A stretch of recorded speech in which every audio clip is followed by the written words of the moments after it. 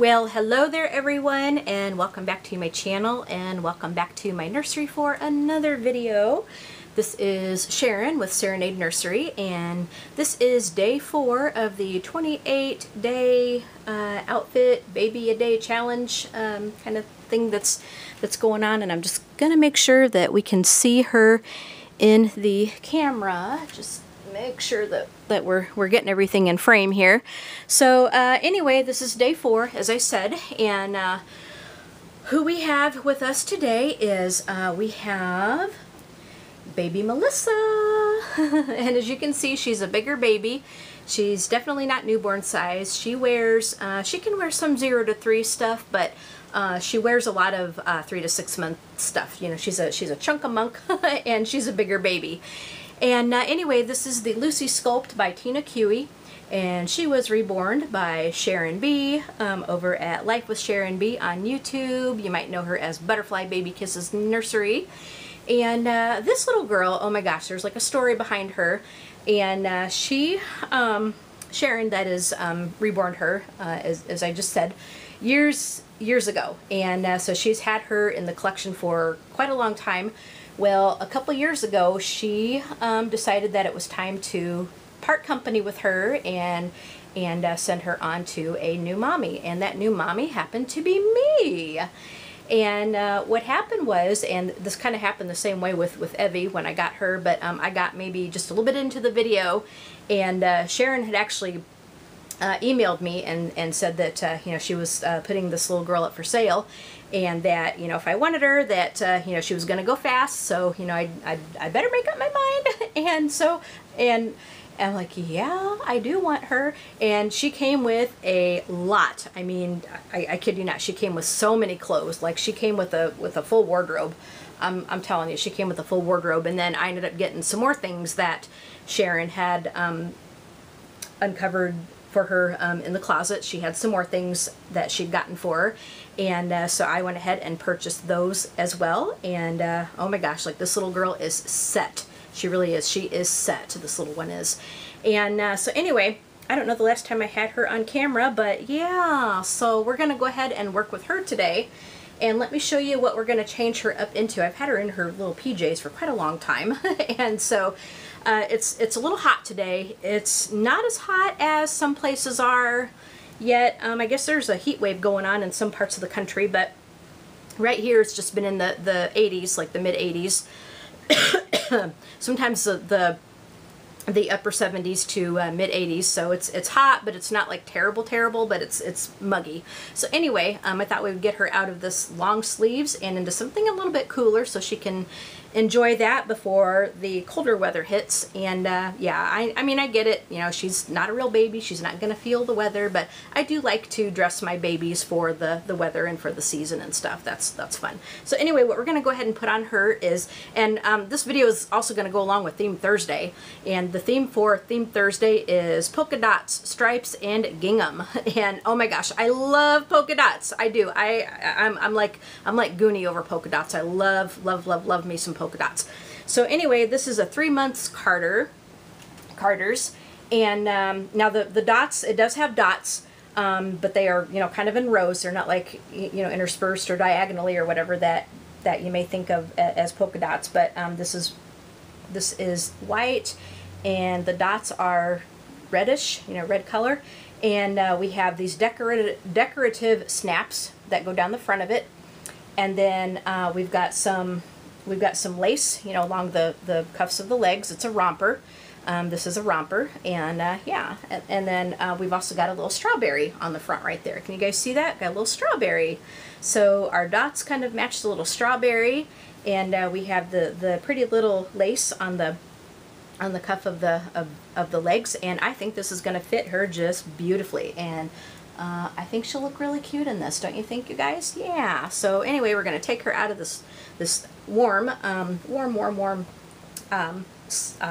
pajamas, you know, the sleeper here, and put her in something a little bit cooler for a little while.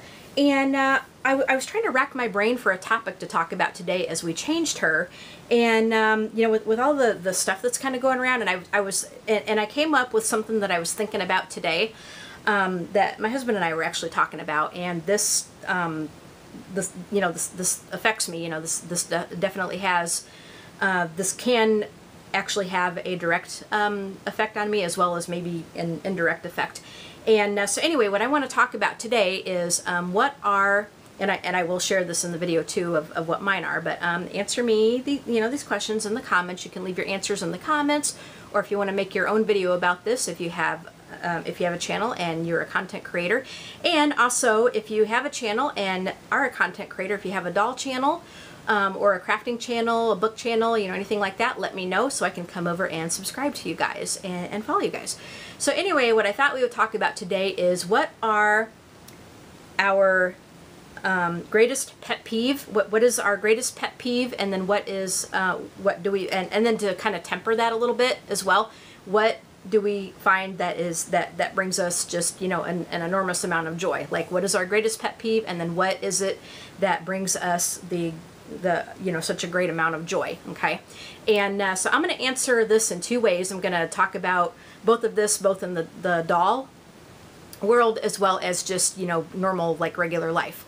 So if you have a pet peeve like in the doll world and a great joy in the doll world, great, you can you know, tell me that. Or if you want to do, you know, just something in regular life, like what is your greatest pet peeve in just, you know, your regular life, and then what is the thing that brings you such joy, you know, in regular life. Or if you have a pet peeve in both areas, and a great joy in both areas, you know, definitely tell us. Yeah, we'd love to hear. So anyway, in the doll world, well, actually, let's go with the regular life world, because and this is terrible to say, you know, I'm saying like doll world and then like regular life world, yeah, because like, well, I mean, a lot of us, we do have lives, you know, outside of our hobby.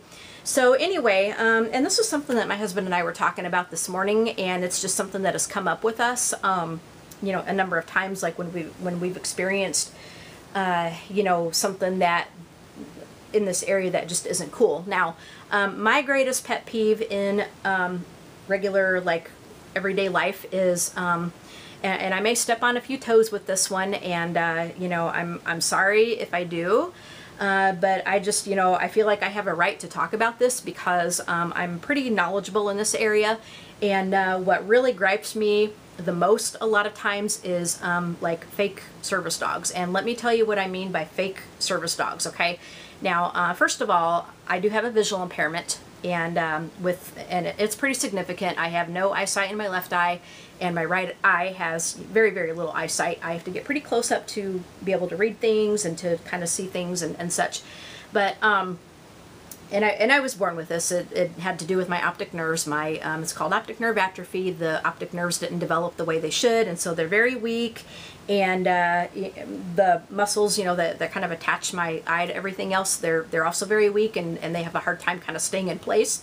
So, like, if you were to look at a picture of me, or like if I was like talking to you in person, you would notice that especially my left eye, which I can't see anything out of, it kind of floats off into the stratosphere a little bit because I have a hard time just kind of keeping it straight, you know, in place. It just kind of wants to sort of roll and zoom everywhere.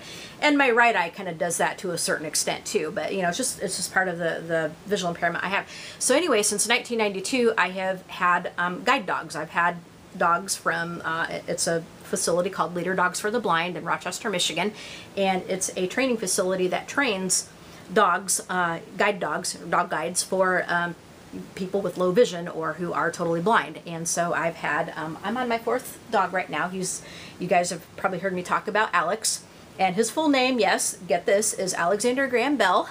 He's a golden retriever, but yes, that is his full name, and he's my fourth one. But anyway, going back to this pet peeve of mine, I am very bothered by what I kind of refer to as fake service dogs. And what I mean by this is it's dogs who are brought out into the public that really don't have any kind of like specific job, like they don't have any, like, you know, training to do this job that they're supposedly represented to be doing. And they're very misbehaved. They don't know how to, you know, behave themselves in public. They're not very friendly. They're not maybe socialized very well. And they, you know, sometimes they can even be quite aggressive.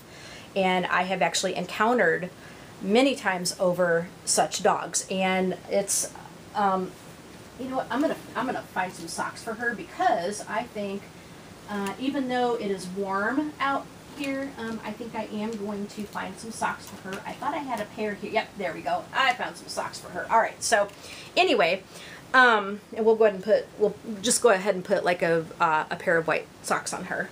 So anyway, that is what I am referring to as like fake service dogs, where they're, you know, where they're not certified. They don't have any kind of like, you know, formal training or any kind of like formal certification, but, you know, people bring them out in public, you know, so they don't have to leave them home. Or another example is like when you're in an airport, you see people with their like little bitty like yapper dog, and I'm sorry, I mean, I love dogs of all sizes. I mean, golden retrievers are my favorite for obvious reasons, but I mean, I love dogs of all sizes, but the ones I'm talking about are these vicious little bitty like yappers. You know, they can be maybe a Chihuahua, or, you know, a Yorkie, or something like that, you know, just a really small dog that are kind of known to be like little yappers and vicious. Oh my gosh, like what I have seen so many times at the airport.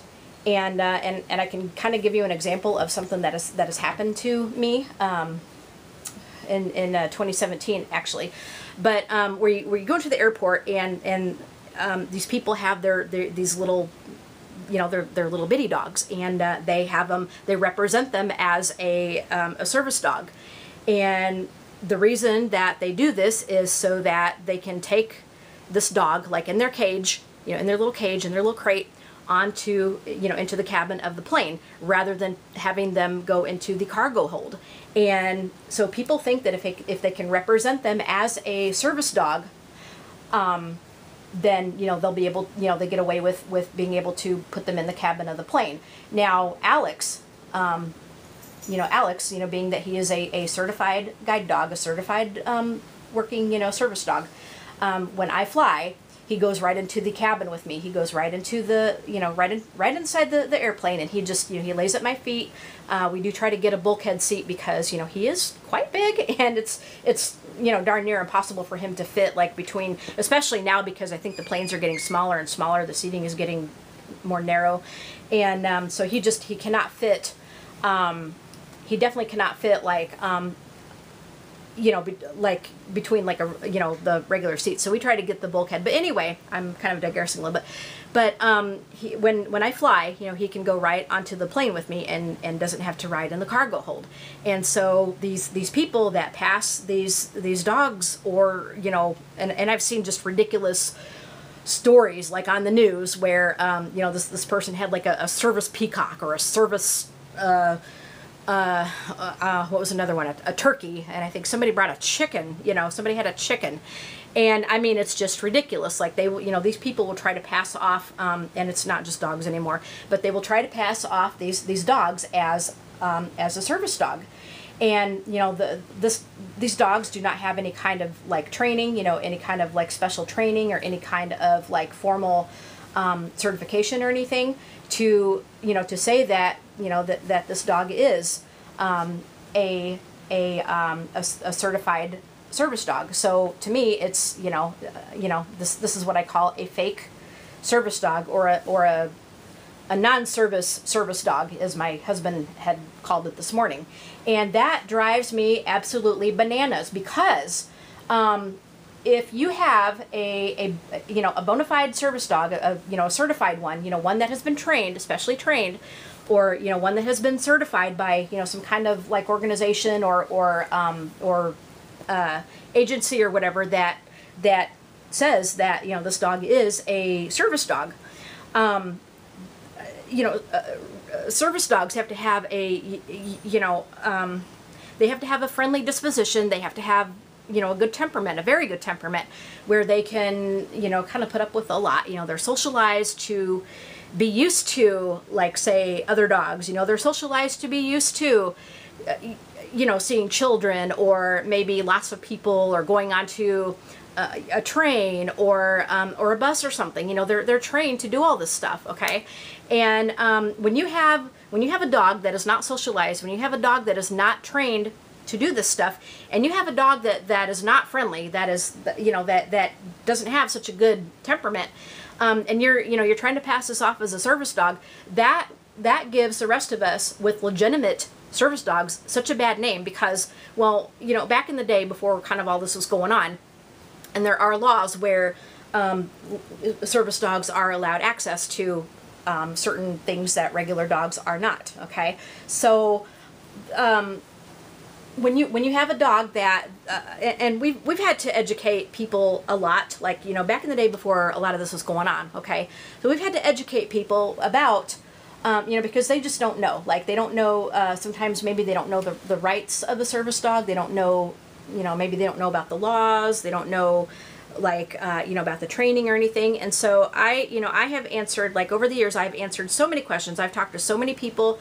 I've gone around to schools, to different civic organizations, to different meetings, and I've talked about the particular program that I'd gotten my dogs from, the program that I have completed, you know, 4 times to have a specifically trained guide dog, you know, to help me, you know, in my life. Okay, and so, but now with all this, like, and I'm going to call it BS. I'm going to call it BS. With, you know, with having all this going on, we now have to, you know, us legitimate people have to educate people even more so, because, like, maybe they've had a bad experience with a so-called service dog that wasn't very friendly and that maybe tried to attack somebody or whatnot.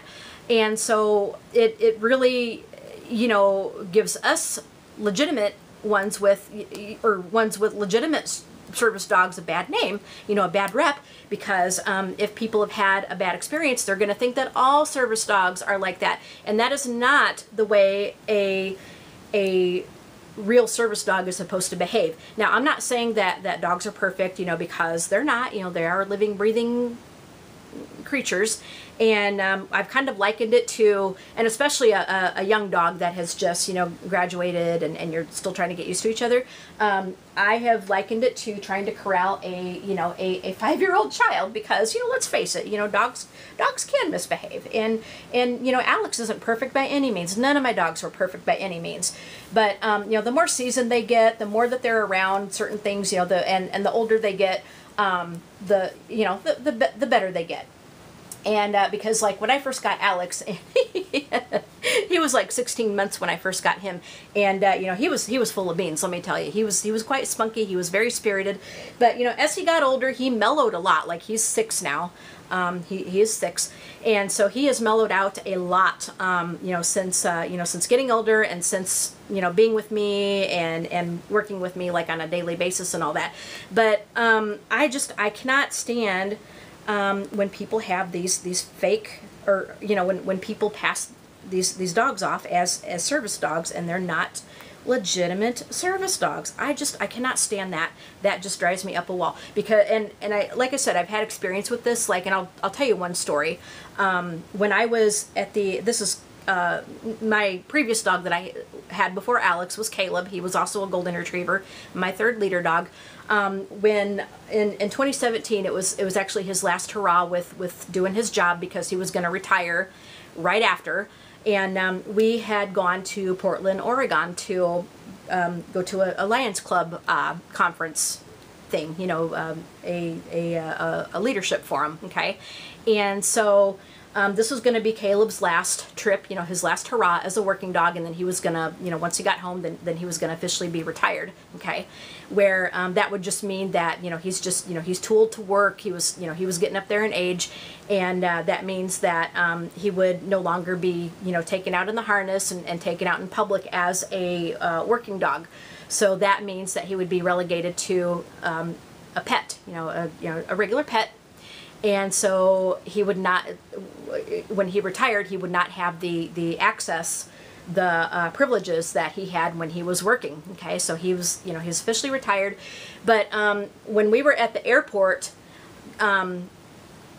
you know, because we were flying out of Chicago when we were at O'Hare. There was, and I've seen, oh my gosh, like there were so many of these. There were so many of these little, and I'm sorry, I'm going to call them vicious yappers that were being pawned off as service dogs. And there was actually one that was being walked on leash. And this one actually went for Caleb. Like he, you know, this one saw Caleb, and this one started barking and growling and just, you know, just really making a lot of noise. And then actually lunged at Caleb. You know, lunged at Caleb, and at me. Mostly at Caleb though, because I think this dog must have been, you know, dog aggressive, like where they didn't like other dogs.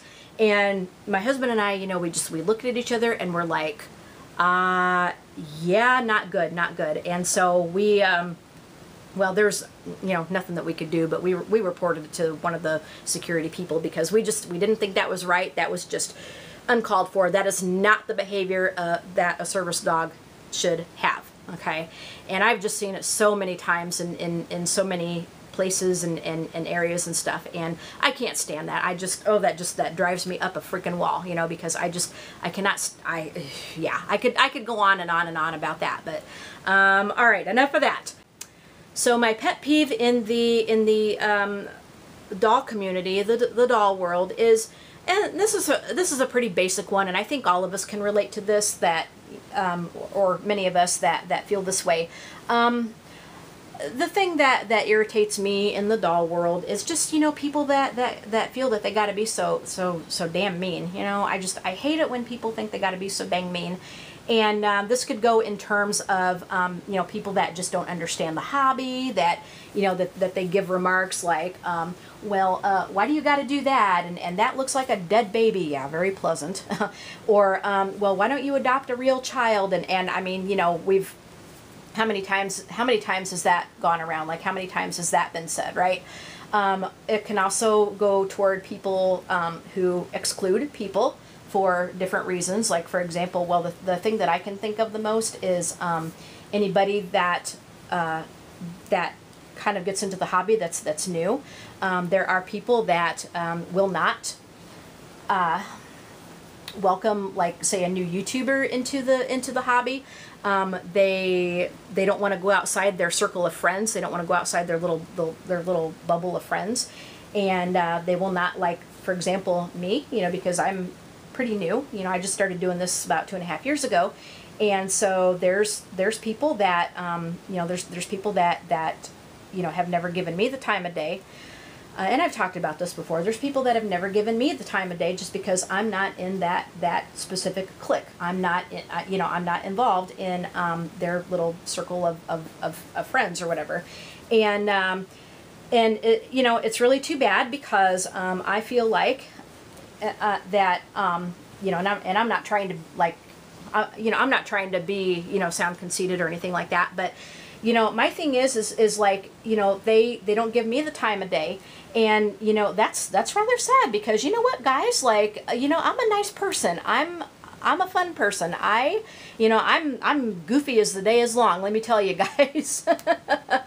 And, but yeah, I mean, I'm friendly. You know, I'm a nice person. And, because, certain people don't go out of their little bubble of friends, they miss out on, getting to know other people who are a lot of fun and, who they may enjoy, you know, if they, you know, came out of the box, or, you know, maybe someone has you know, some really pretty dolls, you know, some really pretty babies, beautiful babies, but, you know, they choose not to even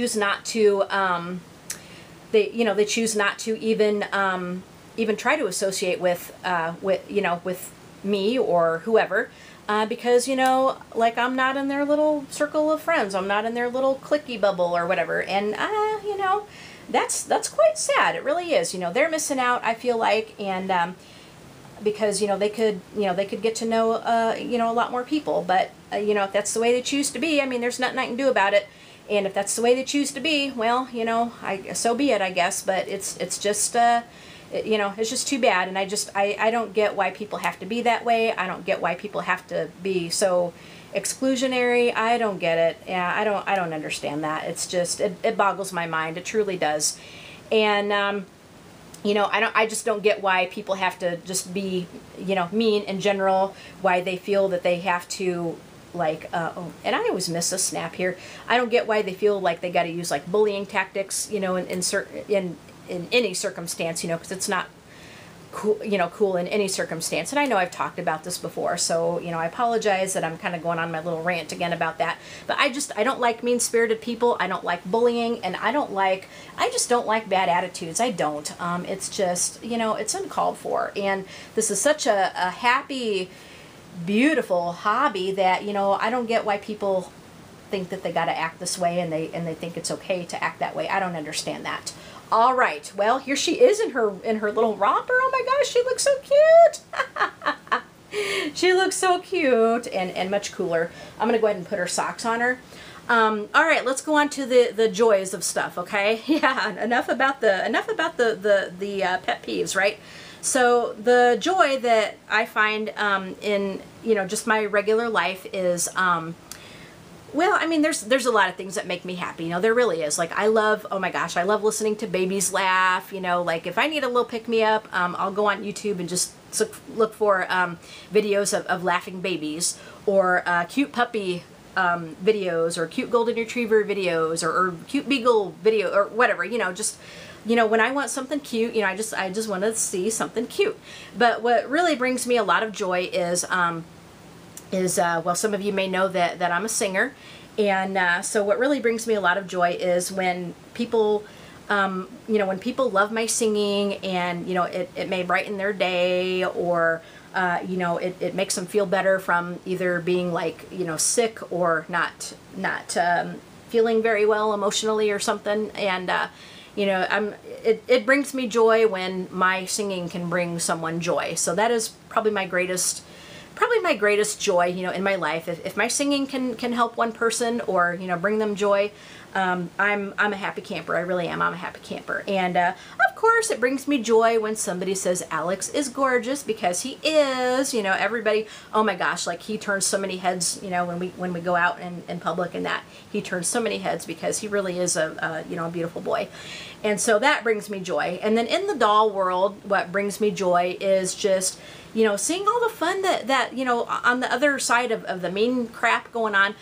What brings me joy in the doll world is just seeing how much fun people have, and how much people love their, you know, love their collections, and love their babies, and how supportive they can be to each other. And you know, I love I love it when people are friendly and nice and supportive, and you know, encouraging, and you know, when they're helpful. If somebody has a question about something, I love that. You know, I love it when people are willing to share, and when people are willing to you know, to help someone else out. When people are you know, when people go and visit, like, each other's channels, and you know, they leave, like, really nice comments about how beautiful this person's baby is, or you know, the outfit that's on a baby, or something like that, or a clothing haul. And you know, I love the outpouring of friendship and support, because I like to hope, and I like to think, and I sure hope that outweighs, like, the other crap that I was talking about earlier. So yeah, that's the thing that brings me joy, you know, just seeing how happy everyone is in their hobby, and the support for each other, and the friendship that is shared, and, you know, just the helpfulness, the supportive comments that people give each other, and yeah, so that's what I like. That's what I like. And I also love, oh my gosh, what else was I gonna say? I also love just, you know, making new friends, and just finding new people to talk to, and yeah, so that is my thing. So anyway, guys, oh my gosh, I gotta pick her up for a little hug. She slept all the way through that. Oh my gosh, like, this girl, and I gotta show you her again here, but oh my gosh, like, she is so cute. She's a beautiful girl. But let me just kind of show you her just a little bit more, like her hair. And she is such a dream to hold. Like, she is just you know, she just like really fits in your arms just so snugly. She's very, very cuddly. She has, she's actually got full arms and 3/4 legs. So her arms, you know, are full limb, and then her legs are 3/4, which means that, you know, she's extra cuddly. She's able to be, you know, her legs are able to move a little bit more freely, I guess. And let me show you her hair. She has beautifully, beautifully painted hair, which Sharon has given her. So her hair is beautiful. Her painting is beautiful. Everything about her is just absolutely gorgeous. She was done with Genesis Heat Set paints, and she is very, very wonderfully varnished. She has a texture to her. You know, she does have a texture to her, which if you have done like if your baby is done with Genesis Heat Set, oh my gosh, I always get that backwards. If your baby is done with Genesis Heat Set paints, and if they have a nice varnish on them, they'll get like a textured feel to them, which is nice. It just means that paint is going to stick, and you know, you're not going to get any like shiny spots anytime soon, unless you do something to make shiny spots. But yeah, she is very, very well varnished, and you know, she's this girl has been I don't know what year she was made, but yeah, she's been around for a while. But you know, she's very, very beautiful to this day, and I love her. I am so fortunate that I was able to purchase her from Sharon, and she's a forever baby. She's not going anywhere. This girl is staying with me forever and ever and ever. But yes, I love her. She is so poseable. We've got her hand up there by her face. I don't have a lovey in here with her, but right now, but you know, she can hold a lovey. You know, she can kind of like, you know, she can kind of, well, that's not really a natural thing for a baby, but like she can, you know, she can go on her side like this. She can go on her side like this and kind of curl up a little bit, like that, a little bit, and then her, you know, she can, you know, kind of do this, you know, kind of do that like a baby will do. So very, very poseable, very.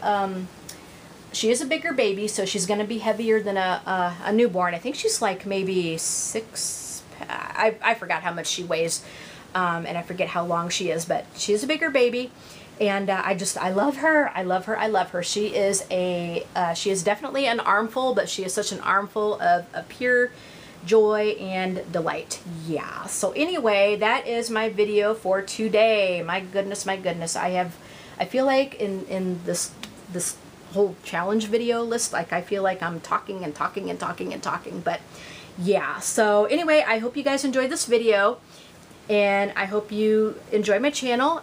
Please consider subscribing and hit the notification bell. That definitely helps out my channel if you subscribe and hit the notification bell. It also helps out my channel a lot if you hit that like button. It helps out my analytics, and it just helps me out quite a bit. And then leave a comment, tell me what you guys think, and yeah, just tell me what you guys think. And we will talk to you guys in the next video. And yeah, you guys have a great day. Please, please, please, please be kind to each other, and give all your babies a big hug from all of us here at Serenade Nursery. All right, bye everyone.